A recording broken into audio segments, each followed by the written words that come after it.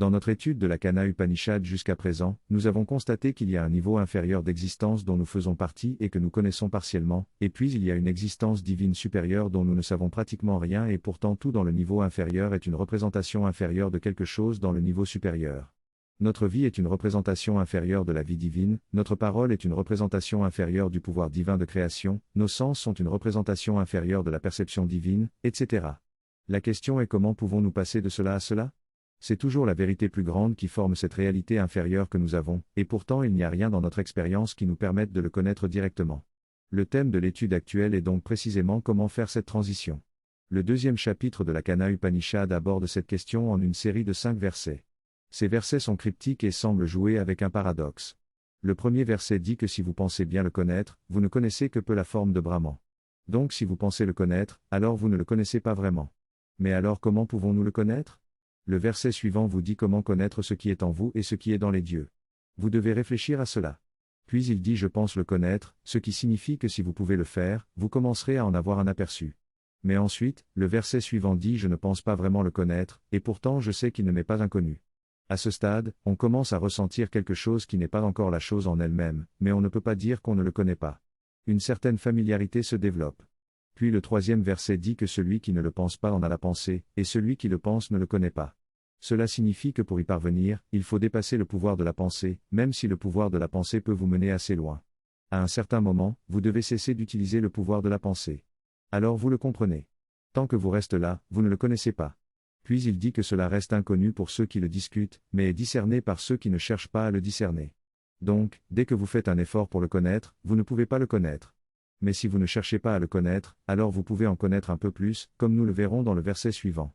Le quatrième verset dit que lorsque c'est connu par la perception qui le reflète, alors on en a la pensée. En d'autres termes, dans cette quiétude de la conscience réceptive, elle se reflète. Mais l'expérience de la réflexion vient après. D'abord, il y a un processus de prise de conscience de l'esprit qui vous amène à un certain stade. À ce moment-là, l'esprit doit s'arrêter et devenir calme et réfléchir. Alors il peut recevoir par le soi. On trouve la force pour atteindre et par la connaissance, on trouve l'immortalité. Tout cela, bien sûr, nous en serons sûrs dans la suite qui nous mènera à un sens plus profond. Enfin, le cinquième verset dit que si l'on parvient à cette connaissance ici, alors on est vraiment, mais si l'on ne parvient pas à cette connaissance, alors c'est une grande perdition ici. Cela signifie que dans cette expérience inférieure de la réalité inférieure de l'esprit, du corps, de nos sens, nous devons réaliser cela. Alors nous avons la vraie connaissance. Si vous ne l'obtenez pas ici, vous avez perdu quelque chose de très grand. Vous pourriez l'obtenir dans un état supérieur et le connaître seulement là, mais ne pas l'avoir ici signifie que vous avez perdu quelque chose de profond. Les sages font la différence dans toutes sortes de devenirs et ils passent d'avant en avant de ce monde et deviennent immortels. C'est dans la manifestation entière de cet univers, dans chaque objet, dans chaque expérience, dans tous les devenirs, que l'on est capable de voir cela, et c'est alors que l'on a la sagesse et la vraie immortalité. Ainsi, en seulement 5 versets, l'Upanishad vous apprend comment vous élever de votre conscience humaine limitée et obscurcie à cette existence supérieure qui est la source et notre original. Dans le commentaire, Sri Aurobindo ajoute une complexité supplémentaire car il est implicite dans cette discussion que vous devez connaître ce plus élevé, et pourtant nous avons parlé de connaître cette conscience suprême, cette réalité supérieure. Qu'est-ce que cela ? Le plus élevé n'y a-t-il pas quelque chose qui est le Brahman ultime dont cela est une forme ? Ne devrions-nous pas atteindre à cela qui est l'ultime et ne pas nous arrêter avec cette forme ? Aller au-delà de la cause et de l'effet. Dans cette discussion, Sri Aurobindo vous montre qu'il y a en réalité 3 niveaux. Il y a ce domaine qui est notre expérience inférieure normale de la réalité, il y a cette réalité divine qui est le corps et la forme de Brahman, puis il y a l'indescriptible, ineffable, essentiel Brahman absolu. Et le problème est que nous-mêmes, nous ne pouvons pas même connaître cela qui est le corps de cela. Le problème pour nous en tant qu'êtres humains est de savoir par où commencer pour connaître cette réalité supérieure de Brahman. Nous devons commencer par ce que nous sommes, travailler avec notre intellect, notre seul moyen de connaître. Cependant, l'intellect ne peut pas connaître l'absolu, il peut seulement saisir des idées fondamentales qui sont comme des portes révélant et cachant Brahman. Nous utilisons notre esprit et notre vie pour atteindre ces idées essentielles, mais nous ne connaissons pas encore Brahman lui-même. C'est un processus de montée progressive vers une connaissance mentale supérieure.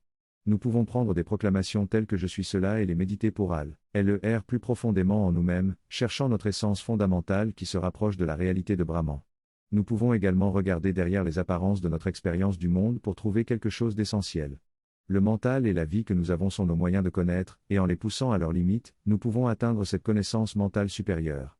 La vérité est que même si Brahman dépasse notre mentalité et notre plus haute idée de la connaissance, il se donne à cette connaissance et à notre mentalité de manière adéquate à chacun. Il nous touche et nous attire à travers les portes, nous ouvrant à des possibilités plus élevées de perception de lui-même. Cependant, il est essentiel de ne pas s'arrêter à ces niveaux mentaux et de ne pas considérer la pensée et la connaissance supérieure comme une possession satisfaite. Nous devons aller au-delà, laisser l'esprit lâcher prise à un certain point pour accéder à des niveaux encore plus élevés de connaissance. Ne pas s'arrêter à l'intellect et au mental est l'erreur du penseur et du débatteur. Il faut aller plus loin pour pouvoir aller encore plus loin. Dans ce texte, il est expliqué que deux choses sont essentielles pour utiliser notre esprit de manière appropriée, développer une capacité de l'esprit supérieur et la utiliser correctement. Pour y parvenir, il faut d'abord purifier notre capacité mentale en éliminant toutes les influences qui l'obscurcissent, telles que la nourriture qui alourdit ou excite l'esprit. Ensuite, il est important d'adopter les bonnes pratiques, comme avoir un rythme de sommeil régulier et se réveiller tôt pour profiter de l'état clair et vif de l'esprit le matin. Il est également nécessaire de purifier nos facultés mentales et notre moralité en se débarrassant des habitudes de mentir ou de tromper.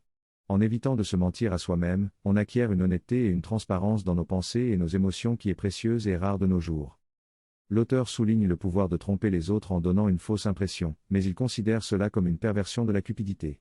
Selon lui, l'avenir de l'humanité appartient à ceux qui sont transparents et capables de communiquer ouvertement leurs pensées et leurs connaissances. Il remarque également un changement vers une époque subjective où les gens privilégient leurs sentiments et leur intuition plutôt que la raison et la rationalité. Ce changement se manifeste notamment dans le domaine politique, où les sondages sont devenus moins fiables car les gens sont devenus conscients de la manipulation et cherchent plutôt à trouver des personnes dignes de confiance. L'auteur soutient également que toute cette capacité à tromper autrui doit être dépassée, et que les enfants doivent être éduqués dans la transparence et l'expression claire et directe de leurs pensées. Il propose une purification de l'esprit, qui commence par l'alimentation et le sommeil, mais qui doit ensuite conduire à une élévation morale et à un attachement aux valeurs à long terme. Finalement, l'auteur insiste sur l'importance de préserver le monde pour les générations futures et de placer les autres avant soi-même dans la recherche des valeurs supérieures et durables. Le texte parle de la nécessité de bien utiliser nos ressources et de cultiver notre esprit pour atteindre des valeurs supérieures. Il souligne l'importance de méditer sur le divin et de s'y consacrer, ainsi que de la purification de l'esprit et du cœur. Le texte mentionne également l'importance de nourrir notre être intérieur par la vérité, la beauté et le sacré, et comment cela peut être cultivé dès l'enfance. Il parle ensuite de l'importance de purifier notre conscience et d'aligner notre être tout entier sur des valeurs supérieures. Le texte souligne également l'importance de connaître la forme du divin à travers l'univers et au-delà de celui-ci, et la nécessité d'aller au-delà des utilités superficielles pour atteindre une compréhension plus profonde. Finalement, le texte parle de l'importance de voir le monde avec des yeux différents, en reconnaissant la conscience en toute chose. Dans cette partie du texte, l'auteur aborde le concept de ressources humaines et de l'exploitation des êtres humains pour atteindre des objectifs économiques. Il critique cette vision en soulignant que chaque individu est une âme consciente et évolue avec un but précis.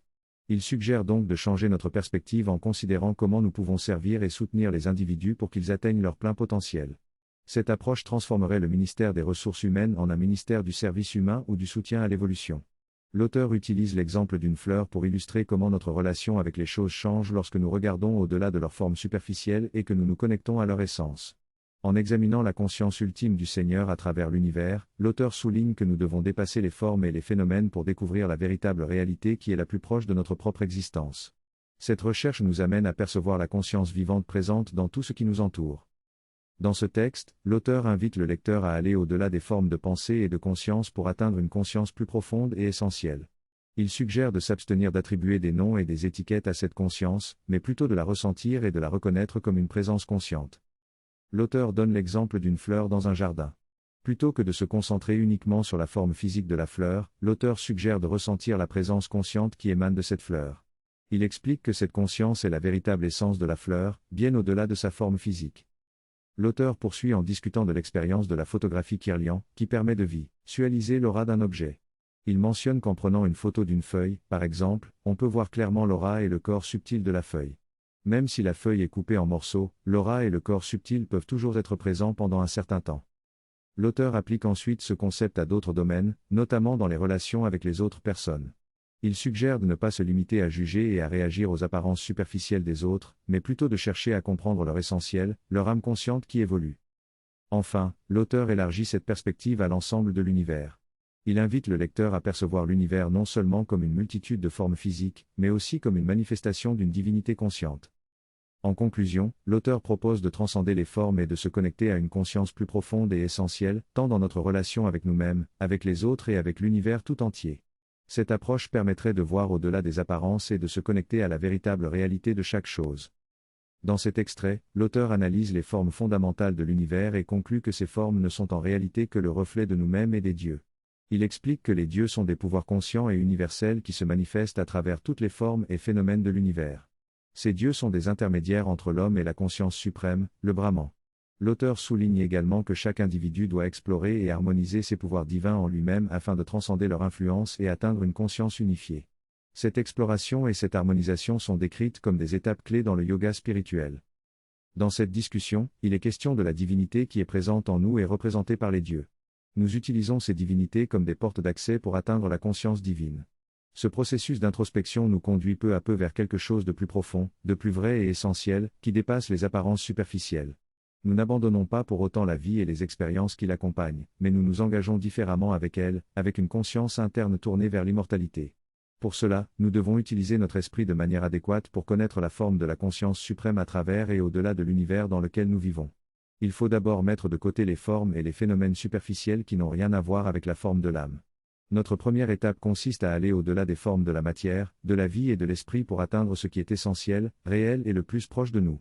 En allant de plus en profondeur, en éliminant les formes pour atteindre les entités fondamentales de l'univers, nous réaliserons que ces entités ne sont que nous-mêmes et les dits, eux. La prochaine étape consistera à approfondir notre compréhension de ces entités fondamentales et de leur fonctionnement en tant que Dieu. C'est à travers cela que nous pourrons nous familiariser avec ce qui est au-delà de nous. Nous pouvons méditer sur ce thème et faire des efforts conscients pour aller au-delà des formes et nous engager à un niveau plus profond avec toutes les choses, les êtres, les expériences et les relations chaque jour.